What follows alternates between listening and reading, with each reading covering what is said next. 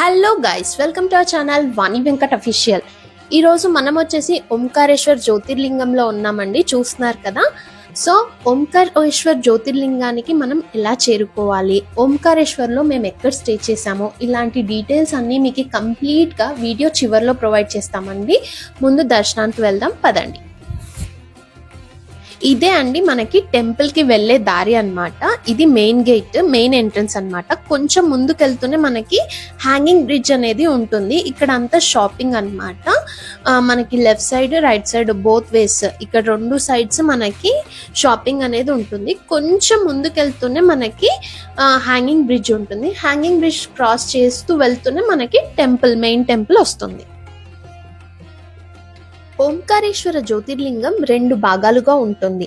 అంటే పరమశివుడు వరంతో శివలింగం రెండుగా చీలి ఒకటి ఓంకారేశ్వరంగా మరొకటి మమలేశ్వరంగా ఏర్పడ్డాయి. ఓంకారేశ్వర్ మరియు మమలేశ్వర్ రెండు ఆలయాలు పక్క పక్కనే ఉంటాయండి. అంటే చాలా తక్కువ డిస్టెన్స్ లోనే ఉంటాయి.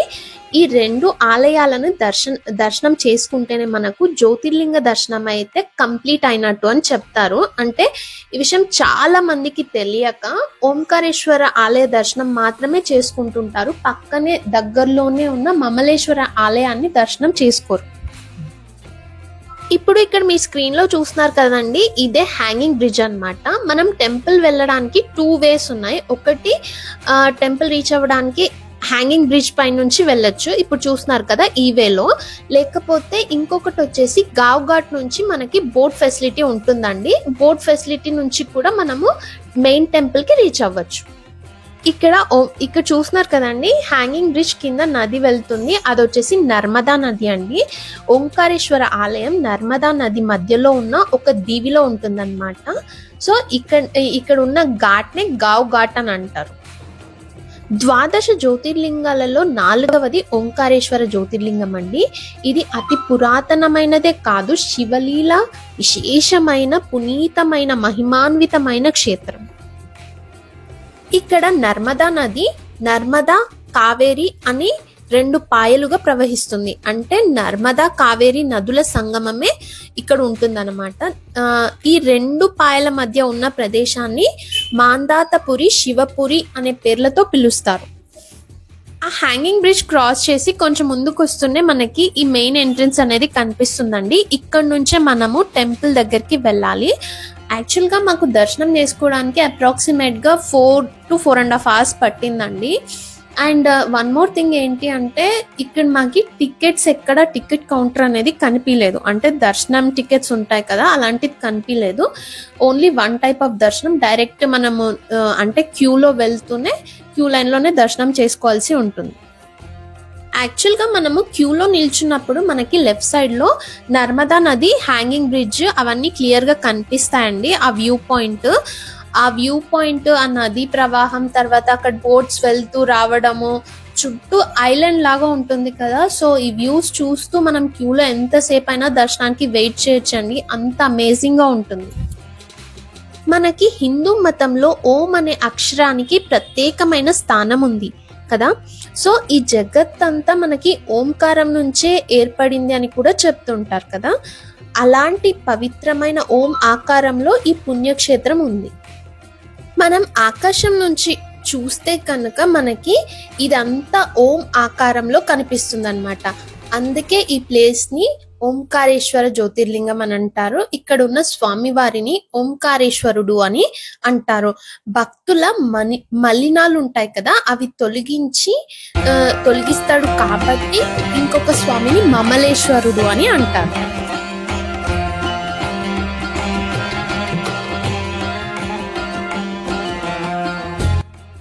నర్మదా నది ఇక్కడ 3 పుణ్యక్షేత్రాలకు నిలయంగా బాసిల్లుతోంది. ఉత్తరం ఒడ్డున శివపురి ఉంది. ఈ శివపురిలోన ఓంకారేశ్వర జ్యోతిర్లింగం ఉంది. దక్షిణం భాగాన బ్రహ్మపురి ఉంది. ఈ భాగంలోనే మరోవైపు విష్ణుపురి ఉంది. ఇక్కడ మహావిష్ణు కొలువై ఉన్నాడు.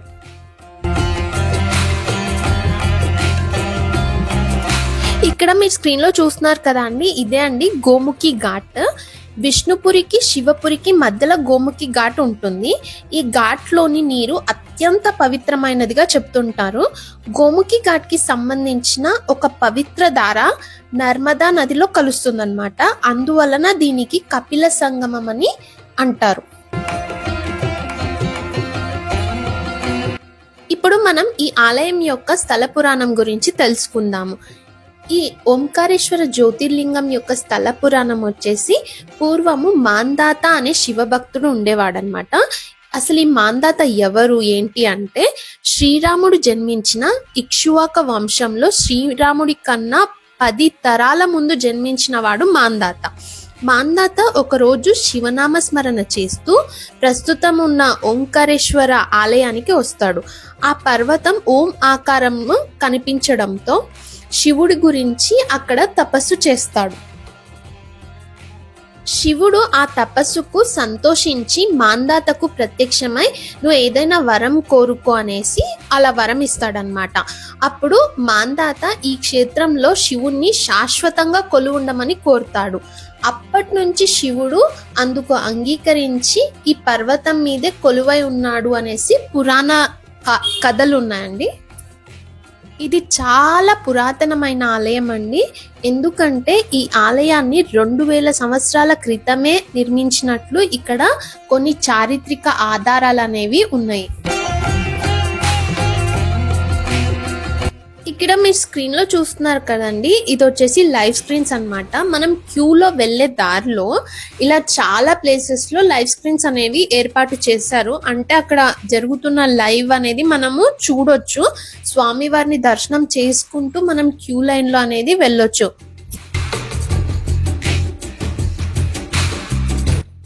యాక్చువల్గా మేము ఇనీషియల్గా క్యూలో నిల్చున్నప్పుడు ఏమనుకున్నామంటే అప్రాక్సిమేట్గా ఒక 1-2 అవర్స్లో దర్శనం అయిపోతుందేమో అని అనుకున్నాము. అంటే క్యూ లైన్ని చూసి అనుకున్నాము, కానీ క్యూ అనేది చాలా స్లోగా మూవ్ అయిందండి. మాకు అప్రాక్సిమేట్గా 4 to 4.5 hours టైం పట్టింది ఓవరాల్గా. అంటే టెంపుల్ ఎంట్రన్స్లో మెయిన్ ప్లేస్కి వెళ్ళి దర్శనానికి అంతా కంప్లీట్ అయ్యేసరికి 4.5 hours పట్టింది.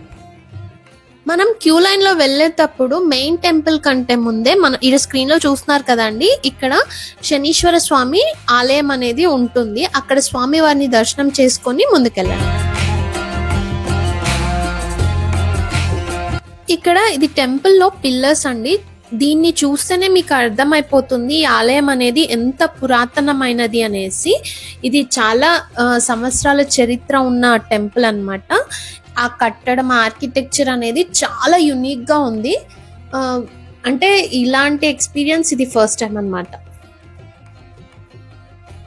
ఇక్కడ మీరు స్క్రీన్ లో చూస్తున్నారు కదండి, ఇదే అండి మెయిన్ టెంపుల్. కొంచెం ముందుకు వెళ్తేనే మనకి ఓంకారేశ్వర స్వామి లింగం అనేది దర్శనం ఇస్తుంది. యాక్చువల్గా మేము ఇక్కడి వరకే షూట్ చేసాము, మిగతాది షూట్ చేయలేదండి.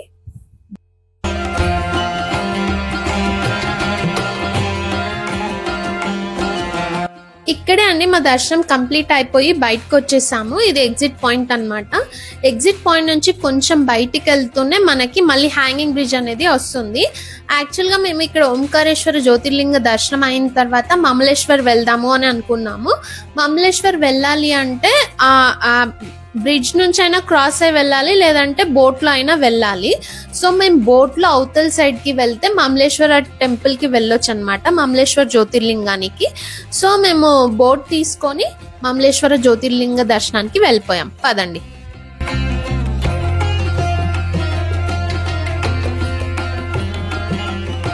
ఇదే అండి బోటింగ్ పాయింట్.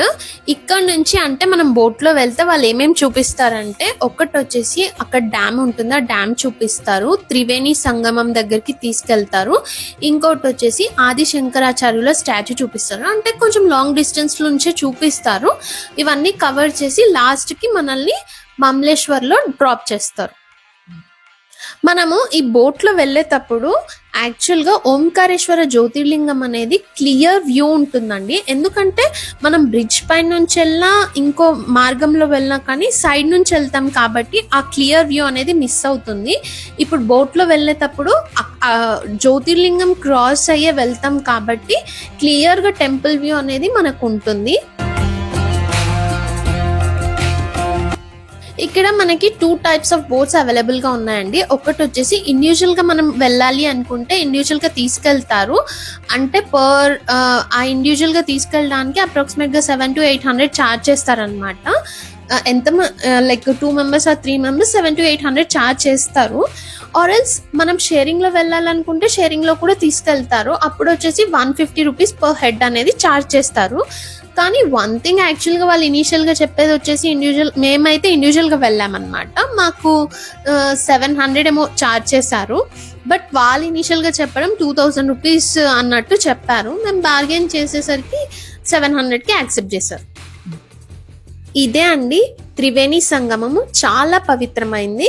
ఇక్కడ మేము వచ్చేసి దీపం వెలిగించి అట్లా వాటర్లోకి వదిలేసాం.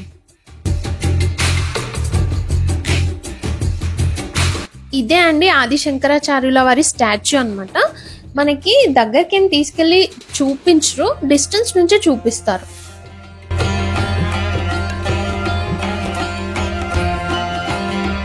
ఇవన్నీ చూయించిన తర్వాత మమ్మల్ని మమలేశ్వర జ్యోతిర్లింగం దగ్గర డ్రాప్ చేస్తామని చెప్పారండి బోట్ వాళ్ళు. యాక్చువల్గా మమలేశ్వర జ్యోతిర్లింగంకి వెళ్ళే దారిలో మనకి ఓంకారేశ్వర జ్యోతిర్లింగం వ్యూ అనేది చాలా క్లియర్గా కనిపిస్తుంది అనమాట. ఈ బోట్లో వెళ్ళే టైంలో చుట్టూ ఉన్న వ్యూస్ చాలా అంటే అమేజింగ్గా ఉంటుంది. ఈ బోట్ జర్నీ ఇక్కడ చూస్తున్నారు కదా, ఓంకారేశ్వర జ్యోతిర్లింగం వ్యూ ఈ స్క్రీన్లో అసలు అమేజింగ్ ఉంటుంది. ఈ 2 minutes అంటే ఈ ప్లేస్ క్రాస్ చేసేంత వరకు అసలు ఎంత అద్భుతంగా అంటే అద్భుతంగా ఉంటుంది. ఇంకా ఇది వచ్చేసి అప్రాక్సిమేట్గా 10 to 15 minutes టైంలోనే వాళ్ళు తీసుకెళ్ళి డ్రాప్ చేస్తారు. బట్ చాలా amazing journey, don't miss it.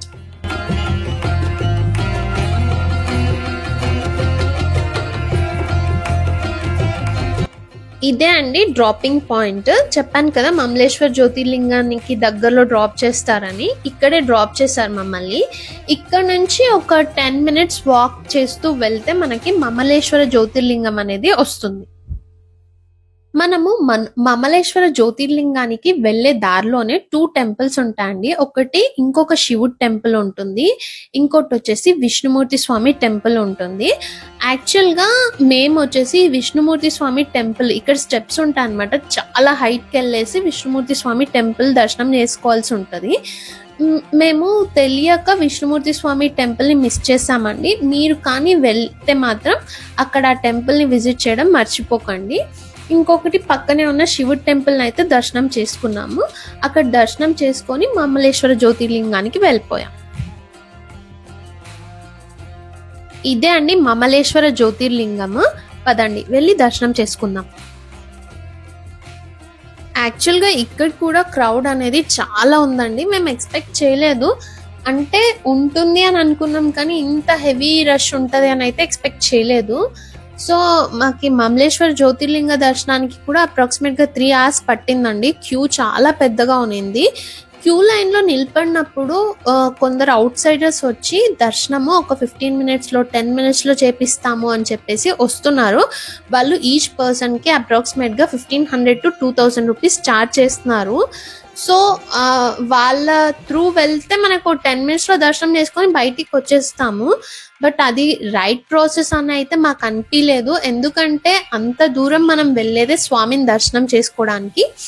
In case temple వాళ్ళే టికెట్స్ పెట్టి దర్శనానికి పంపిస్తున్నారు అంటే అది ఫైన్, ఆ వే అనేది కరెక్ట్ వే అవుతుంది. వెళ్ళడం, దర్శనం చేసుకోవడం, రావడం అది డిఫరెంట్ అనిపిస్తుంది. కానీ ఇలా వేరే వాళ్ళు వచ్చి అమౌంట్ తీసుకొని దర్శనం చేయించడము అనేది రైట్ అనిపించలేదు. సో మేము అందుకనే ఆ టికెట్స్ తీసుకోలేదండి. అంటే టికెట్స్ కాదు వాళ్ళు ఇచ్చేది, జస్ట్ అమౌంట్ తీసుకొని తీసుకెళ్ళిపోతున్నారు అనమాట దర్శనానికి. ఆ క్యూ లైన్ అంతా స్కిప్ చేసేసి తీసుకెళ్తున్నారు.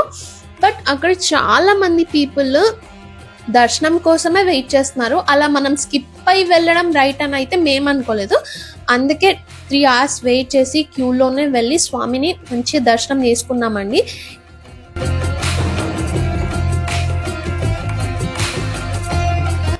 మమలేశ్వర స్వామి జ్యోతిర్లింగంతో పాటు ఇక్కడ చాలా ఉపాలయాలు ఉన్నాయండి. ఇది కూడా చాలా పురాతనమైన టెంపుల్. సో మళ్ళీ ఎప్పుడు వస్తామో స్వామివారి దర్శనానికి మనకైతే తెలియదు కదా. అందుకే ప్రశాంతంగా అన్ని టెంపుల్స్ దర్శనం చేసుకొని వెళ్ళడం బెటర్. మనకి ఓంకారేశ్వర జ్యోతిర్లింగ దర్శనం అనేది ఎప్పుడు కంప్లీట్ అవుతుంది అంటే ఓంకారేశ్వర జ్యోతిర్లింగ దర్శనం చేసుకొని తర్వాత మమలేశ్వర జ్యోతిర్లింగ దర్శనం చేసుకున్నప్పుడే మనకి కంప్లీట్ ఓంకారేశ్వర జ్యోతిర్లింగ దర్శనం అనేది పూర్తవుతుంది. ఇది అంటే కరెక్ట్గా గుర్తుపెట్టుకోండి. మేము ఓంకారేశ్వర్లో మొత్తము 2 days ఉన్నామండి. ఉజ్జయిన్లో వచ్చేసి 3 days ఉన్నాము. ఓంకారేశ్వర్లో యాక్చువల్గా 1 dayలోనే దర్శనం ఓంకారేశ్వర్ జ్యోతిర్లింగం మరియు మమలేశ్వర్ జ్యోతిర్లింగం దర్శనం చేసుకొని రిటర్న్ వెళ్ళిపోవచ్చు. కానీ మేము 2 times దర్శనం చేసుకున్నామండి. ఎందుకంటే ఇంత దూరం వచ్చాము, మళ్ళీ లైఫ్లో ఎప్పుడు వస్తామో తెలీదు. అందుకే ప్రశాంతంగా ఉండి ఒక 2 సార్లు స్వామిని దర్శనం చేసుకోవాలి అని అనుకున్నాము. అలాగే దర్శనం చేసుకున్నాము.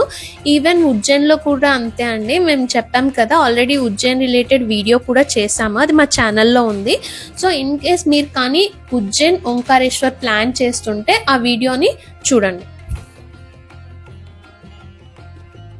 ఉజ్జయిన్కి సంబంధించిన వీడియో లింక్ కూడా ఈ వీడియో డిస్క్రిప్షన్లో ఇస్తున్నామండి. ఇన్ కేస్ మీరు కానీ ప్లాన్ చేస్తుంటే ఎలా ఏంటి అని తెలుసుకోవాలనుకుంటే ఆ వీడియోని తప్పక వాచ్ చేయండి.